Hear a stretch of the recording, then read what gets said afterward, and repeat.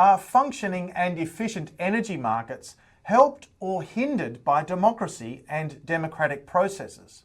Well, that's precisely what we're going to explore in today's episode of Climate Mundial's Energy and Climate Weekly, using examples from the recent past coming out of the United Kingdom, Australia, the United States, and also Italy. So let's get right into it.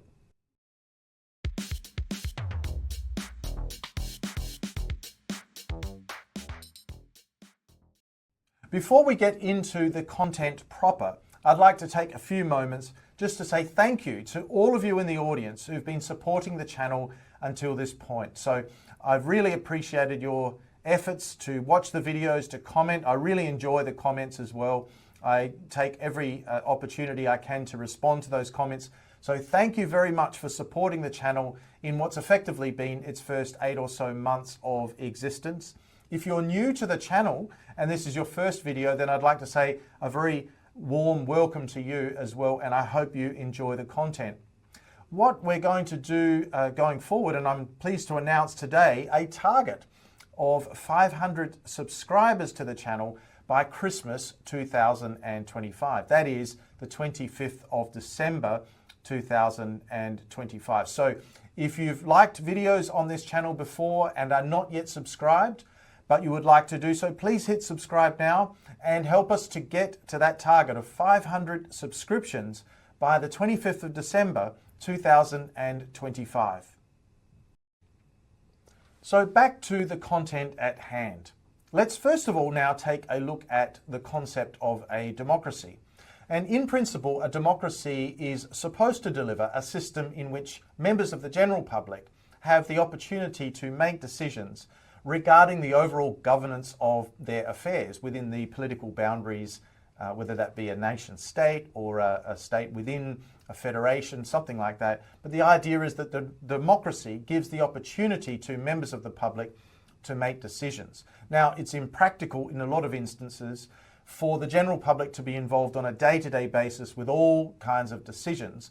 And so therefore, various structures are set up in which there are delegated authorities given to things like elected officials as well as a public service to assist in that process and actually discharge the duties of administration of that political entity on behalf of the general public. However, in experience, we see that these systems, which are done for very logical reasons, lead to what we call information asymmetries. That is, that the members of the general public, by not being involved in public administration on a day-to-day basis, end up having much less information regarding this governance process than the specialists who are involved in the public service, or indeed, in some cases also the politicians. And so therefore, when you have delegated authority given to the administrators and the politicians, they will need to explain and to share information with the general public so that the general public can understand. And this is often very difficult. So we'll call that overall barrier to the efficiency of a democracy an information asymmetry. And I think energy and environmental markets are a very good example where the technocrats and the overall administrators have a very high degree of information regarding the subject matter, whereas the general public finds it difficult to stay across and be up to speed with all of the matters that are relevant to that area. So that's a very important one. There's also a couple of more factors that can influence the efficiency and the effectiveness of a democracy. The first one is the overall influence of special interests. And when I say special interests, I'm referring to business groups and other interest parties who would like certain decisions to be made in their favour and therefore engage in things like advocacy and lobbying and so forth, and then eventually, depending on how loud those voices are, how effective the arguments are that they can put across, they can actually sometimes influence decision making made in a democracy which is really supposed to be addressing the needs of the general public, and in effect the decisions end up being a reflection of the needs of a special interest group, and that's effectively called the overall forces of the political economy. So it's very important to recognize that. And then secondly, or finally, there is the influence of what we'll call public choice theory, which is essentially an explanation of the fact that within all of these institutions and administrative structures that are established, ultimately we have, at the end of the day, a group of individuals involved in doing this, some of them with more power than others. And there are occasions when the interests of the individual actually influence the decision more than the interests of the public. So as we look at the subject matter at hand today, it's very important for us to take all of these elements into account. Next, let's have a look at energy markets. And when we talk about energy markets, we're going to refer to stationary energy, such as electricity generation, transportation or transmission and distribution, and then ultimately the consumption of electricity by consumers, as well as liquid fuels and transport fuels, things like petroleum, diesel products, fuel for aviation, for trains, and also maritime transport. So that when we talk about energy markets, we're talking about stationary as well as transport fuel energy markets. So overall, most of these markets, there are, of course, isolated examples around the world where the energy markets are actually wholly owned and delivered by governments. But in the large majority of cases, there is a heavy influence of private sector operation in these markets, where you've got essentially private companies and individual investors being part of these companies, which then implement the energy services that societies need.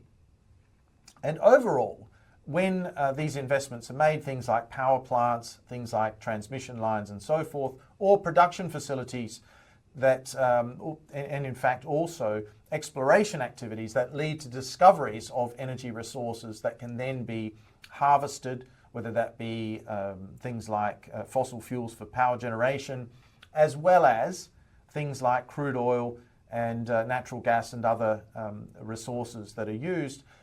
There needs to be a long-term view taken by those players to incentivize the investment. And the reason for that is that a lot of the investments that are needed in energy markets are what we call long-lived investments. And these investments are essentially investments that require a very high degree of upfront capital.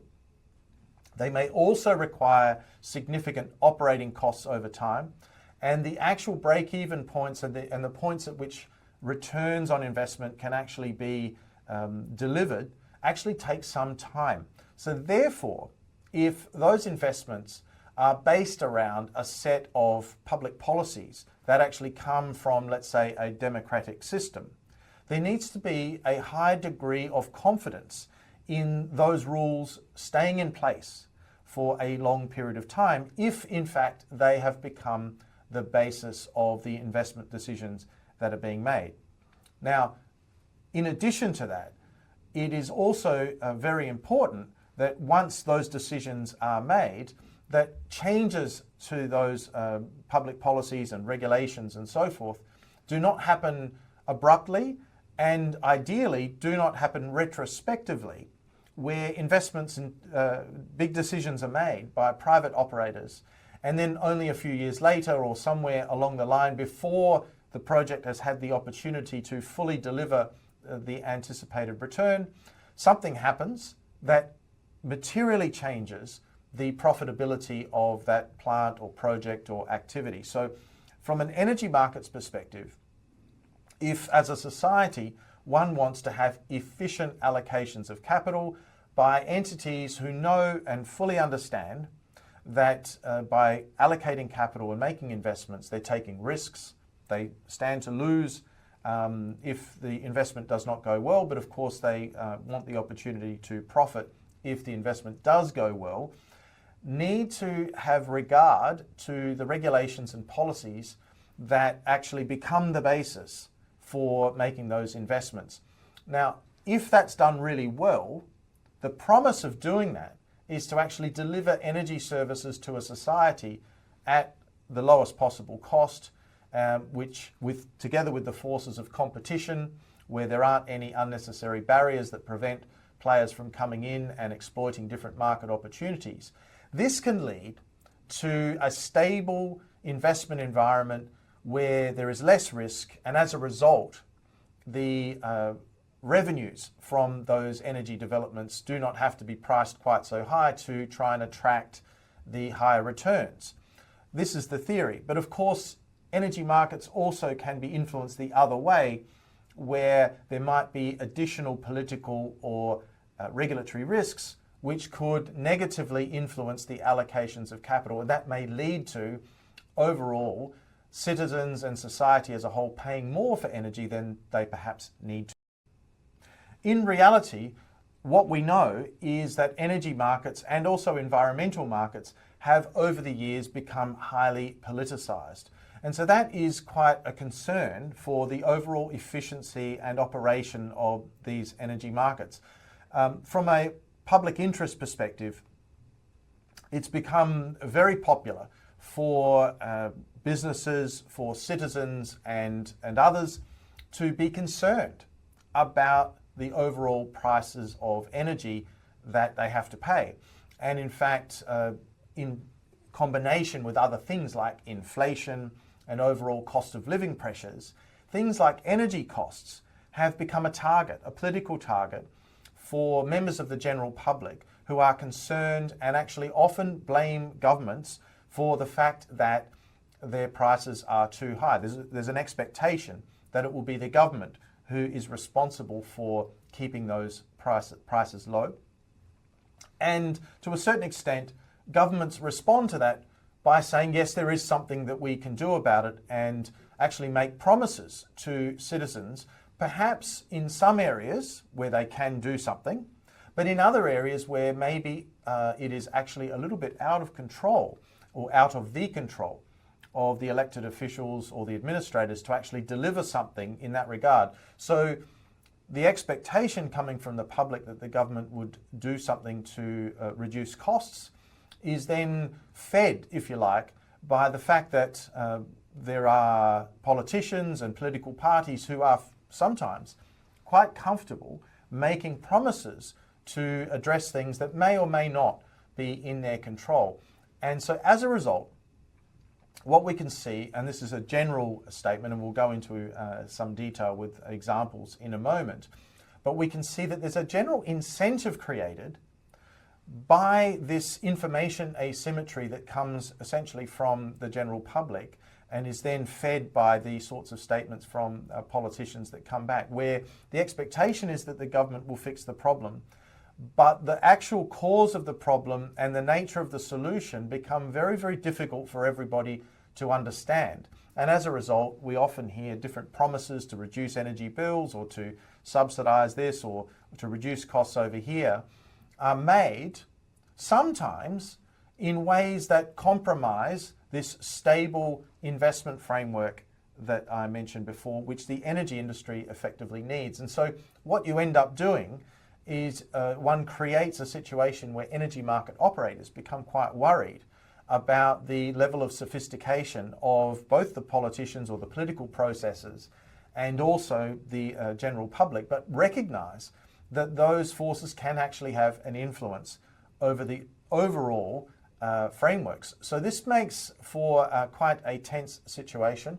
And so it's important to note that because of these incentives that have been generated through the democratic processes, there may be occasions in which decisions get made which can impact the overall efficiency of energy markets.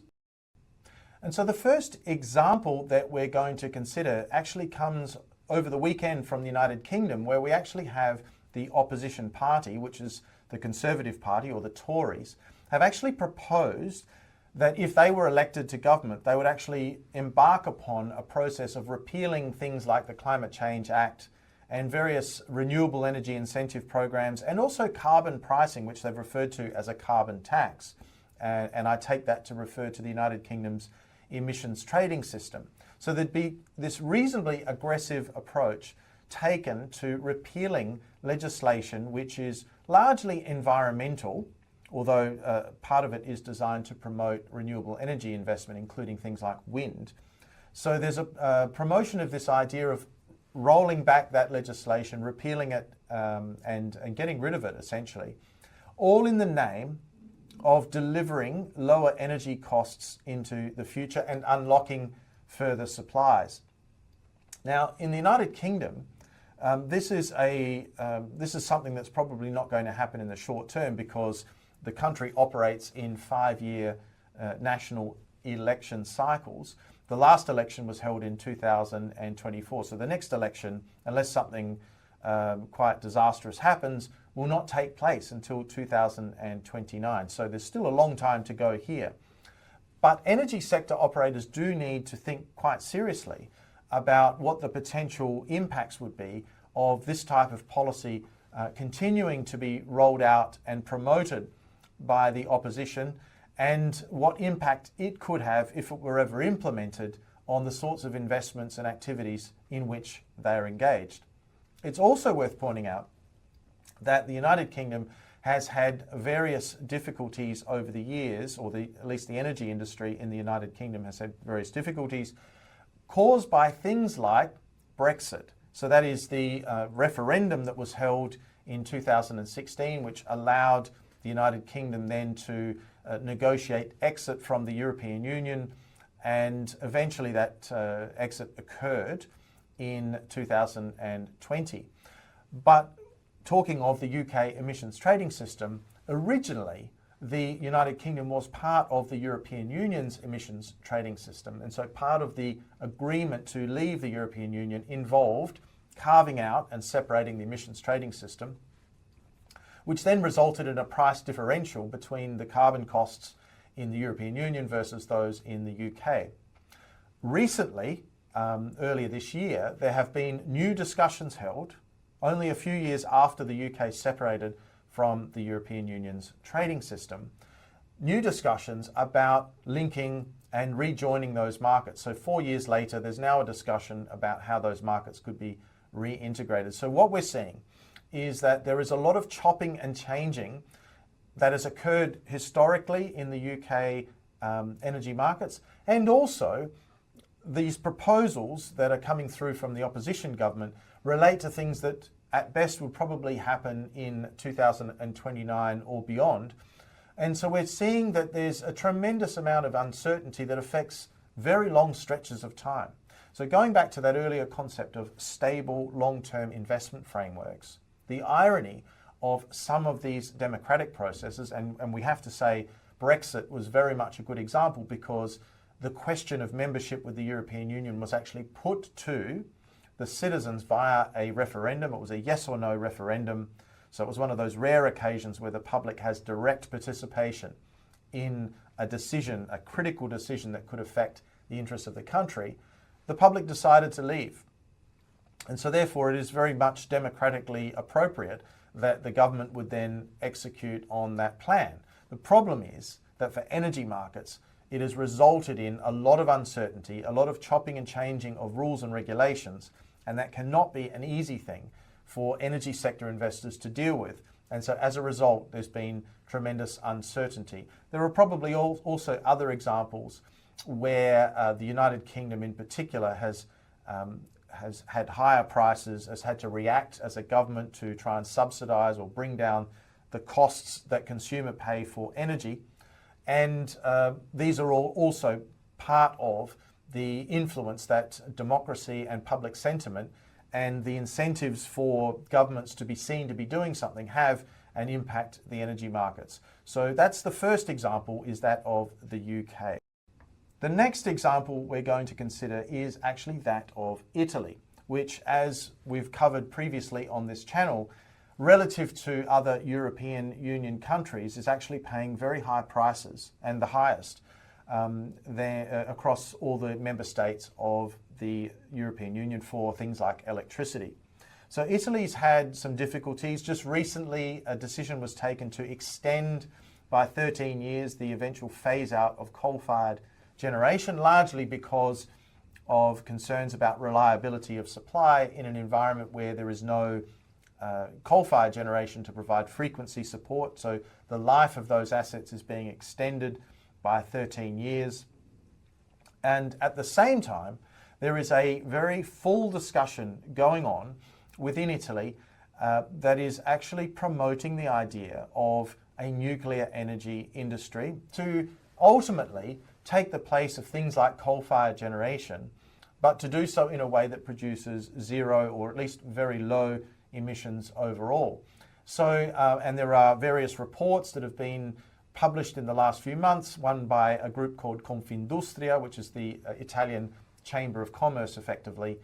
And there are very strong ideas coming through about the development of a nuclear industry. The problem, of course, in Italy is that it's not that simple. And in actual fact, there is a long series of processes that have, starting with a referendum, and a referendum in 1986 when the Chernobyl nuclear accident happened in Ukraine, right through, it was tested again in 2011.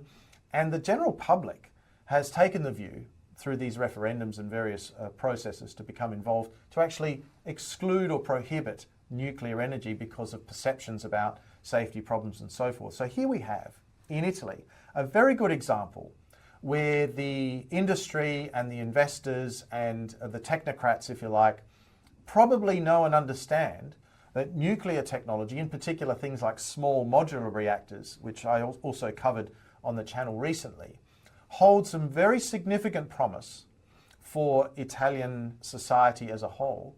But various things need to be done to invest in both the capacity to develop a nuclear industry as well as frameworks to facilitate investment, none of which can take place before the general public has had a chance to opine on this issue as well. So here we have a very good example where the democracy and the level of information that is accessible to the public is clearly different from the professional class who are involved in delivering the energy services to Italy overall.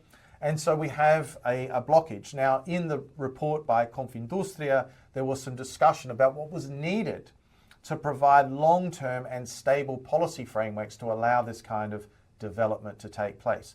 Having said that, we are at the beginning, effectively, of what's going to be a very lengthy discussion. So Italy is a very good example where there is this information asymmetry at play.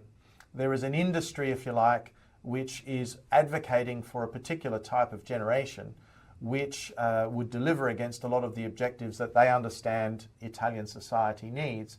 But at the moment, the general public is not quite on board. The next example I'd like to give is that of the United States. Now, in a recent episode on this channel, I did cover President Trump's address to the United Nations General Assembly, which occurred in September early this year, in which President Trump was very critical of green energy policies and in particular of climate change.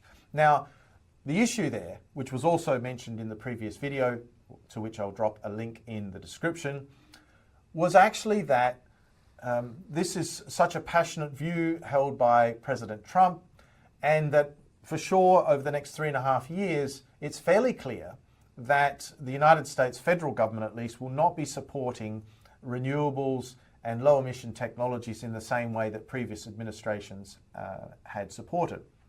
But as an energy investor, as mentioned before, we're talking about long-lived asset investments where long timeframes are needed to recover those costs and also to hopefully generate profit margins. The question has to be, does the window of the next 3.5 years represent a sufficient amount of time in which to make an investment? Or how relevant are the years that might follow after the second term of the Trump presidency ends? And what will the new president want to do? What will the new administration, what will the new Congress want to do? Because that's also relevant. And there's a degree of questioning of the consistency of the policies across those administrations. All of that can really affect investments. It can also affect, for example, the fossil fuel-based investments that President Trump is trying to incentivize with the famous catchphrase of drill, baby, drill. They may also wonder whether after President Trump's term ends, there might not be another administration coming along, or perhaps a congressional balance that is less favourable. So those things need to be taken into account. So I use the example of United States to highlight where the convincing nature of what the president is saying right now has to be balanced with an understanding about the fact that the US Constitution prevents President Trump from continuing after this term. There will be someone new. And in the past, one has seen a lot of changes at the federal level in the United States, and who's to say that there won't be another? And what, in that context, do private sector operators do when it comes to investing large amounts of money for the long term in long-lived energy sector infrastructure? And the final example today of our 4 is that of Australia. Now, Australia is at the moment in a new parliamentary term, so it had an election in May of 2025. There was a fairly strong result for the Labor Party, so they have a big majority for the next few years, this parliamentary term, and has a fairly aggressive energy and climate policy relative to what has preceded them in government over the years. Now, that's all well and good, but we also know that in Australia in 2014, actually, there was an emissions trading system, which was known at the time as a carbon tax, which a previous government had introduced.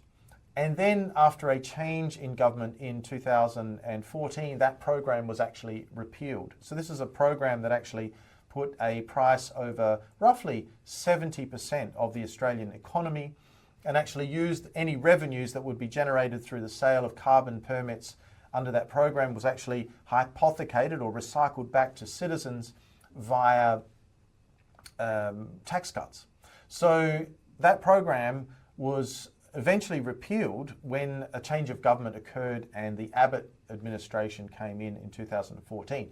So, and this was also mentioned on a previous video, one could have been forgiven for thinking at that time that the future of carbon pricing in Australia was all over. It's been a resounding conclusion of the election because the Abbott government did promote very heavily its intention to repeal the carbon tax, as it was called, and therefore the will of the people was discharged, the program was repealed, and that would be that. But the issue of climate change did not go away, and over time, various activities have led to the introduction of new measures.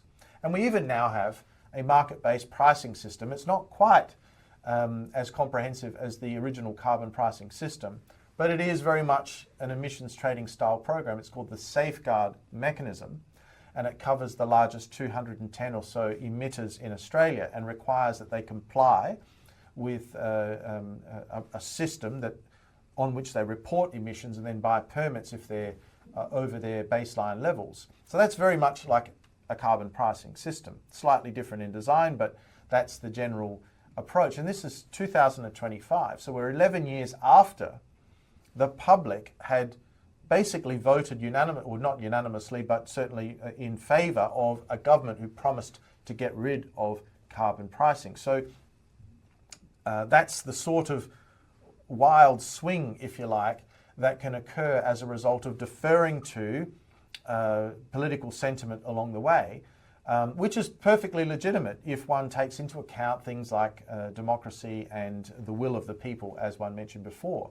However, as an energy sector operator, one needs to look at this very closely and say, okay, well, if there's going to be that level of change over a period of, say, 11 years in Australia, and I need 15 or 20 years to get my return from an investment, what am I going to do?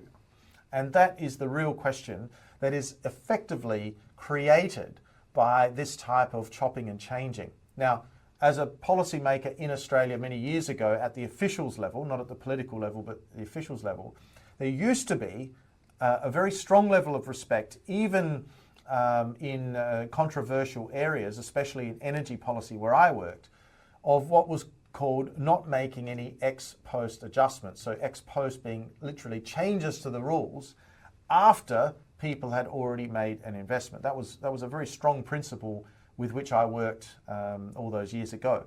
It doesn't seem like there's that same level of discipline being applied to making sure that those ex post changes do not apply. And so as a result, we're left with a situation where Australian investors need to, or operators in the energy markets, need to make decisions and assumptions about the level of stability of policies, which adds risk to projects, and ultimately risk manifests as higher prices. And the irony is that the very thing that the politicians are reacting to when they make all these changes is to try and get prices down for consumers. So you can very quickly begin to see the trade-off between short-term political expediency versus the long-term impact in something as complex as energy markets.